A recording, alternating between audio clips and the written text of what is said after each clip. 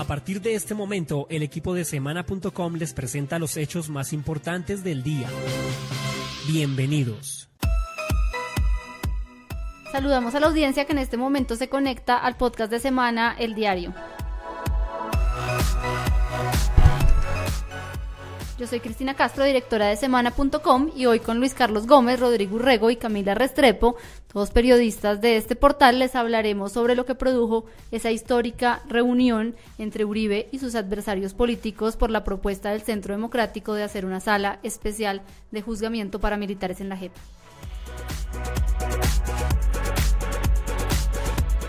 Bienvenidos a quienes nos escuchan en directo o en diferido a través de las plataformas Spreaker, Apple Podcast, TuneIn, iVoox, Spotify y en nuestras redes sociales.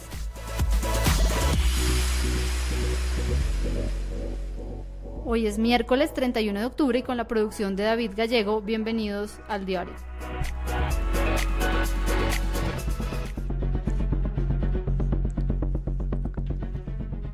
En las últimas horas se hizo pública una foto que todos creíamos imposible ver en una misma escena. Se trataba del expresidente Álvaro Uribe de un lado y del otro de quienes combatió como presidente los líderes de las FARC, Pablo Catatumbo, Carlos Antonio Lozada, Victoria Sandino y Sandra Ramírez. También se encontraban sentados con él sus rivales políticos más enconados, Gustavo Petro e Iván Cepeda. Esta fue una reunión inédita. Se extendió por más de 9 horas y tenía como fin la discusión de un proyecto en el que el Centro Democrático busca apuntarle a uno de las reformas al proceso de paz que más le interesa a esa colectividad. Se trata de los ajustes a la Jurisdicción Especial para la Paz. Lo que propone el uribismo es crear una sala especial para que los militares tengan un juzgamiento diferenciado a los miembros de la guerrilla. Luego de un intenso debate que muchos han interpretado como una especie de renegociación del proceso de paz, se ha llegado a un acuerdo que fue votado hoy en la Comisión Primera del Senado. En este momento estamos comunicados con nuestro compañero Rodrigo Urrego, que le ha seguido la pista a este debate en el Congreso desde ayer. Rodrigo, cuéntenos qué fue lo que se aprobó hoy en la Comisión Primera de Senado. Cristina, muy buenas tardes y muy buenas tardes para los compañeros y toda audiencia. Pues sí, esta discusión de la JEP ha tenido en las últimas 24 horas bastante intensas, pero lleva la Comisión Primera del Senado 2 semanas y 7 sesiones intentando llegar a un texto consensuado para modificar algunos aspectos de la reforma que se aprobó el año pasado sobre la Jurisdicción Especial de la Paz. En principio, lo que pretendía el Centro Democrático pues era que se le brindaran nuevas garantías a los miembros de las Fuerzas Armadas que tuvieran que concurrir a esta jurisdicción. Y después de estas 2 semanas de intensos debates y de discusiones, como lo han visto los usuarios en Semana.com, hemos informado cómo ha estado prácticamente al borde del precipicio, al borde del hundimiento esta iniciativa, pero finalmente a última hora, pues este miércoles se ha llegado a un acuerdo político entre todas las fuerzas que están representadas aquí en el Congreso. Básicamente lo que se aprobó es la inyección, así lo determinaron, ese es el término que utilizaron los parlamentarios, de nuevos magistrados a las salas de reconocimiento de verdad y responsabilidad, a las salas de definición de situaciones jurídicas y a las secciones de revisión y apelación. Serán 14 nuevos magistrados que se incorporarán a la Jurisdicción Especial para brindarles garantías a los miembros de la fuerza pública. ¿En qué consisten esas garantías?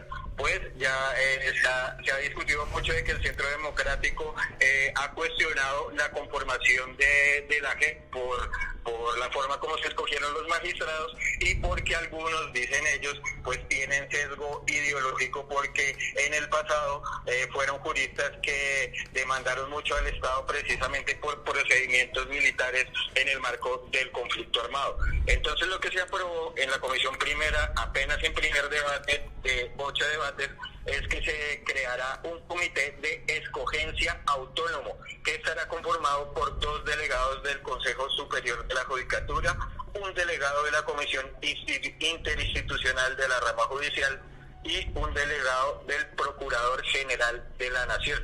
Rodrigo, Perdón interrumpirlo, pero creo que es importante señalar que uno de los puntos de discusión que se había generado alrededor de este debate era la propuesta del uribismo de que estos nuevos magistrados, estas 14 personas que van a entrar a integrar la JEP con esas anteriores juristas que había designado el Comité de Escogencia del Proceso de Paz, pues era que fuera el mismo Iván Duque el que designara a estas personas. Y quizás, como usted dice en el análisis que escribió para semana.com, en perder es ganar un poco, porque de alguna manera era casi que imposible que este proyecto del uribismo saliera, pero fue quitando la posibilidad de que Iván Duque los nombrara, que el proyecto finalmente pudo destrabarse. Así es. Es que en principio la propuesta del uribismo era muy controvertida porque además de la escogencia por parte del presidente, ellos decían que el primer mandatario pues es el que debería otorgar garantías, pero recordemos que el jefe del Estado pues también es el comandante jefe de las fuerzas militares, entonces para las víctimas no sería, no tendría las suficientes garantías que el máximo comandante de las fuerzas militares sea el que eligiera a los magistrados que investigarán precisamente a los miembros de las Fuerzas Armadas y la Fuerza Pública comprometidos con delitos con ocasión del conflicto. Y el otro asunto que generaba polémica era que el uribismo quería que se creara una sala adicional a las ya existentes en la JEP, una nueva sala en la que solo investigaran y juzgaran las conductas punibles de los miembros de las fuerzas militares. Entonces, prácticamente se trasquiló esa propuesta del uribismo y entonces ya no va a haber sala como pretendía el Centro Democrático, ni tampoco los nuevos magistrados serán elegidos por el presidente, como lo pretendía ese proyecto inicial, que también hay que recordar que tenía el respaldo de Germán Vargas Lleras y de gran parte de su partido político, Cambio Radical. Entonces, lo que quedó, repito, pues es que habrá 14 nuevos magistrados, habrá un comité de escogencia autónomo que estará integrado, pues repetimos, por la rama judicial, por un delegado de la Procuraduría, y se les impuso una condición a esos nuevos magistrados y que tienen que ser expertos en conocimiento en derechos humanos, que es como todos los que se están actualmente en la JEP, pero también en derecho internacional humanitario y derecho operacional. Recordemos que el derecho internacional humanitario pues prácticamente es el reglamento que determina los límites de la guerra, y lo que se buscaba era también que estos conocieran, digamos, cómo son los protocolos, los procedimientos militares, para que de pronto en algunas sentencias no fueran juzgados, digamos, como si fuera, como lo hace a veces la justicia ordinaria. También hay que decir que estos 14 magistrados pues actuarán de forma separada con los ya existentes. Para ello se van a crear secciones especiales dentro de las salas para que, por un lado, se investiguen y se juzguen los casos de los guerrilleros que están sometidos a la JEP, y por el otro a los militares que se acojan a esta jurisdicción especial. Pues eso es en síntesis al último punto al que se llegó tras 2 semanas de discusión, pero el debate, la verdad que fue supremamente intenso, y políticamente hay que destacar que la forma como llegaron a los acuerdos, orillas tan diferentes como el Centro Democrático, como Gustavo Petro, como la antigua Unidad Nacional, que también trató de defender mucho pues la integralidad del acuerdo de paz, y también los sectores de la izquierda, Cristina. Rodrigo, hay que decir que este debate es muy intenso precisamente porque toca el corazón del acuerdo de paz. Recordemos que en la campaña presidencial el presidente actual presidente Iván Duque, cuando era candidato, decía que no iba a ser ni trizas ni risas el acuerdo de paz, sin embargo que tenía dos grandes puntos en contra de lo que se había firmado en La Habana. Uno tenía que ver con la participación política de los guerrilleros y el otro con la estructuración de la JEP. Evidentemente pues son dos elementos que no habrían hecho posible la firma del acuerdo, lo que hacía especial esta jurisdicción especial para la paz, lo que lo hacía interesante a nivel internacional y un ejercicio muy simbólico para el mundo entero, era el hecho de que quizás era uno de esos primeros tribunales que se creaba no como un tribunal de venganza contra el adversario de la guerra, sino como un tribunal que iba a juzgar a todas las partes del conflicto y que iba a poder dar una verdad judicial sobre lo que sucedió en todas las décadas de guerra que vivió el país. Sin embargo, cada vez el tribunal pues ha empezado a tener unos límites sobre su competencia. Primero fue la Corte Constitucional quien dijo que no era competente para juzgar a los terceros que habían participado en el conflicto, a menos de que ellos acudieran voluntariamente, y ahora con esto pues lo que se busca es poner límites a ese juzgamiento de la JEP. Camila Restrepo, que es la periodista que cubre conflicto armado en nuestra revista y que estuvo durante todo el proceso de paz, está acá con nosotros, y yo quisiera preguntarle cómo cree usted que se ve desde el punto de vista de la guerrilla una modificación tan sustancial a lo que significa la jurisdicción especial para la paz. De alguna manera lo que la guerrilla había dicho era que no estaban de acuerdo en tener un tribunal que solamente los juzgara a ellos, y quizás esta limitación a los militares pues los puede hacer entender que hay un giro muy importante dentro del proceso. Camila. Bueno, Cristina, yo creo que, y como lo manifestaba Rodrigo hace un momento, la propuesta inicial con la que ha caminado el Centro Democrático ha caído muy mal, no solo en ese otro equipo negociador que estuvo en La Habana, sino también entre expertos y organizaciones que pues no ven con buenos ojos una JEP paralela dentro de la misma JEP. Digamos lo que de alguna manera la decisión que se tomó hoy en primera instancia en el Congreso da un alivio, pero lo que sigue rondando en el ambiente es qué tanta legitimidad, qué tantas garantías se le pueden estar dando a los militares con una decisión como la que se acaba de tomar. Para algunos expertos consultados por Semana hace algunos minutos, pues esta decisión no regresa a esas garantías y no les satisface esas necesidades que ellos tienen, sino que por el contrario no hace más que responder a un problema que se viene enconando desde la negociación, resuelto con un tema burocrático. Otro punto muy importante, Camila y Luis Carlos, tiene que ver con que no necesariamente estas modificaciones que se están haciendo al reglamento, a la jurisdicción especial para la paz, van en pro de los militares, y ha salido a relucir esta semana el coco que siempre ha perseguido a los miembros de las Fuerzas Armadas, que es precisamente la Corte Penal Internacional. Lo que dicen algunos analistas es que una modificación tan sustancial a la forma como se están juzgando los militares dentro de la JEP, lo que puede realmente hacer es dejar la puerta abierta para que ese tribunal pueda venir y, entendiendo que no existió justicia en Colombia, pudieran abrir procesos contra los altos mandos militares e incluso pedir que sus casos sean llevados a ese alto tribunal. Luis Carlos, ¿usted cómo ve ese dilema? Usted que es abogado y ha seguido de cerca este proceso. Hay que recordar, Cristina, que desde hace ya bastante tiempo pues la Corte Penal Internacional ha estado pues muy al tanto de lo que ocurre pues con esta, no solamente con el acuerdo de paz, sino pues con la entrada en funcionamiento de la Jurisdicción Especial para la Paz. Pero hay un punto que ya la Corte ha mencionado en varias ocasiones, y es el tema pues precisamente que toca a los militares, el de los falsos positivos. Hay una preocupación grande que existe pues en este tribunal de que estos casos, por ejemplo, y ya lo ha manifestado en varios pronunciamientos, que estos casos no han llegado pues hasta las máximas esferas, digamos, como del poder militar, y que pues digamos eso preocupa. Y más recientemente, digamos, que precisamente está en Colombia, el fiscal adjunto de la Corte Penal Internacional, James Kirkpatrick, lo que se ha conocido es que él ha hecho mención de que pues puede ser preocupante que si se introducen cambios a la JEP que puedan dificultar ese juzgamiento, esa labor de juzgamiento, pues puede eso, digamos, dar pie a que la Corte Penal Internacional intervenga. Rodrigo, justamente algunos de estos temores fueron expresados en ese debate de 9 horas que hubo en el Congreso, en el que, como usted bien señala en su análisis, hubo muchos ganadores y muchos perdedores.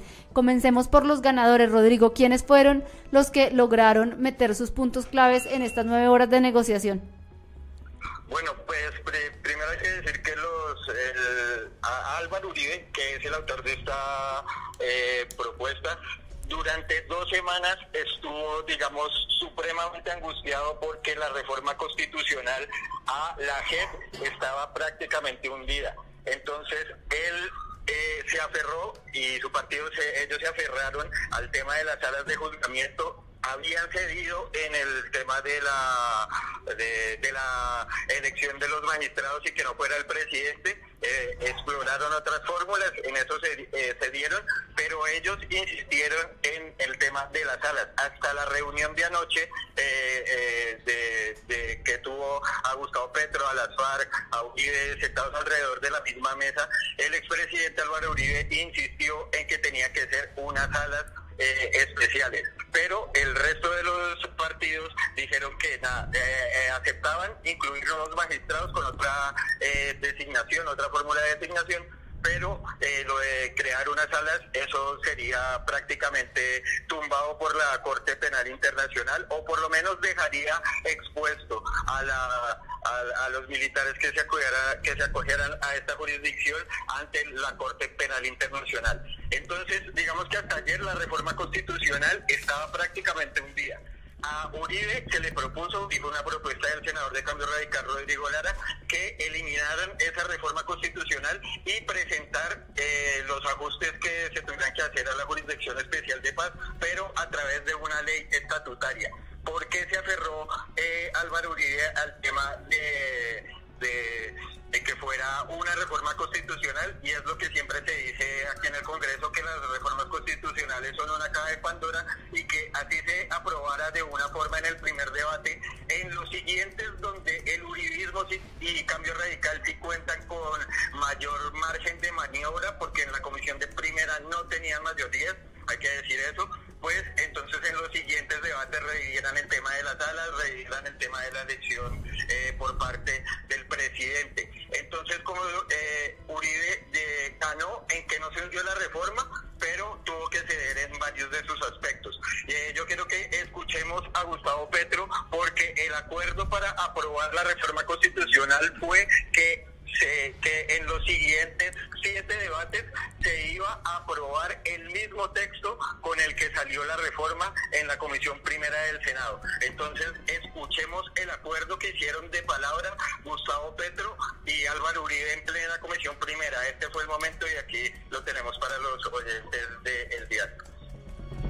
Pero yo voy a creer en su palabra, doctor Uribe, palabra empeñada, palabra cumplida. Ese ha sido nuestro dicho desde hace mucho tiempo, lo hemos demostrado con nuestra vida. Ahora usted públicamente da su palabra. Estamos prácticamente logrando un gran consenso nacional alrededor de la Justicia Especial para la Paz. Cristina, para seguir hablando de ganadores y perdedores, pues también escuchemos lo que dijo la senadora Angélica Lozano, que ella hace una interpretación de todo lo que sucedió en estas 2 semanas y la forma como concluyó. Para ella, el uribismo, hay que decir, acaba de reconocer la Jurisdicción Especial de la Paz, que recordemos que nunca le había otorgado la legitimidad como tribunal para dirimir el conflicto armado. Es un triunfo que el Centro Democrático reconozca la actual JEP como única JEP. Perdieron completamente en sus pretensiones. Se aprueban magistrados para las salas existentes, salas que siempre serán para todos los actores del conflicto, agentes del Estado, guerrilla, terceros que se someten voluntariamente a la JEP. Bueno, Cristina, pero sin embargo, aunque Álvaro Uribe se había comprometido a que no se va a modificar el texto en los siguientes debates, pues quedó una duda en el ambiente por sus declaraciones. Él ha dicho después del debate que la forma como se llegó a este pacto no significa que el uribismo vaya a cambiar de opinión frente a la Jurisdicción Especial para la Paz. Escuchemos al senador expresidente Álvaro Uribe. Quedó muy claro que la aprobación de este acuerdo y el pacto político que se hizo no implica renunciar a opiniones que tenemos sobre la JEP, que son diferentes. Y Cristina, también otro de los senadores que hay que ubicar dentro del grupo de ganadores, porque como recordábamos hace un momento, este proyecto tuvo el respaldo de Cambio Radical, pero hubo un congresista de ese partido que se apartó de la decisión que en su momento tomaron la mayoría de los parlamentarios. Fue Rodrigo Lara quien votó en contra de todos los artículos que contenía la iniciativa que presentado por Álvaro Uribe y que en esta comisión primera, en este debate, fue defendida por la senadora Paloma Valencia. Escuchemos la conclusión y la interpretación de Rodrigo Lara. Y entre todos nos pusimos de acuerdo para ampliar el número de magistrados que tengan un origen apolítico y darle así garantías a todos los que hacen parte o están sujetos a esa jurisdicción. Me parece que es una gran victoria política, una gran derrota para el proyecto inicial y una gran victoria para las fuerzas militares.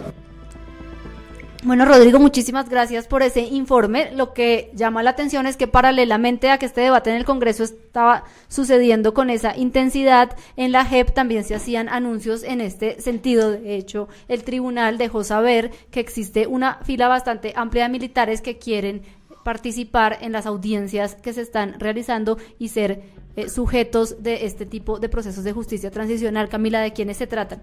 Bueno, Cristina, ya vimos la comparecencia de varios generales, como el general Mario Montoya, Henry Torres Escalante en la Jurisdicción de Paz hace algunas semanas, pero a esa lista de 4 generales que ya nos habían anunciado se suman 5 más. Entre esos 5 aparece el general Iván Ramírez Quintero, que fue llamado a juicio por los desaparecidos durante la retoma del Palacio de Justicia. También aparece el nombre del general Luis Roberto Pico Hernández, el general Miguel Eduardo David Bastidas, el general José Joaquín Cortés Franco y el general Hernando Pérez Molina.